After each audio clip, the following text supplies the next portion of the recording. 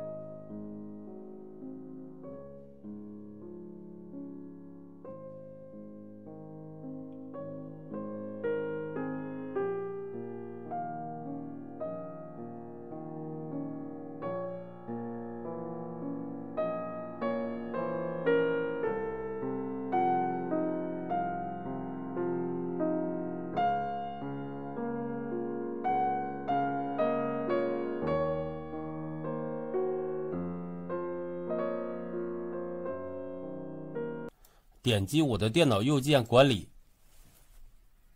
然后点磁盘管理。这块黑的就是咱们那个原带的1T 硬盘，咱们给它分区，点击右键新建，点下一步。一共是这么大，咱们给它分3个区，350一个分区。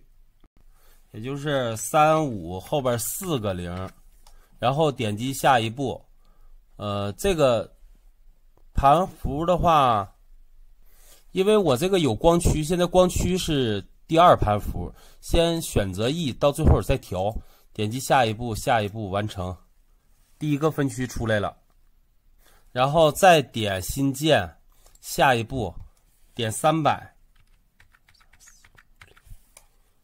点下一步，下一步，下一步，下一步，第2个也出来了，最后一个也是这么分的。好，3个盘分完了，咱们打开我的电脑看一下。好了，现在盘符全都在这块了。然后呢，重新启动电脑，正常启动，再打开我的电脑，哎，盘符都在。至于这个光驱是 D 盘的话，可以通过 U 盘里的磁盘整理一下，就变成D 盘就变成底下的盘符了。再把 U 盘插上。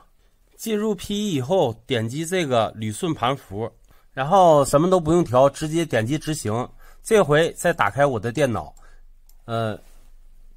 D 已经变成别的了。整个换硬盘的视频拍摄完毕。如果你要是买了固态硬盘，就可以按照视频在家操作，就这么简单。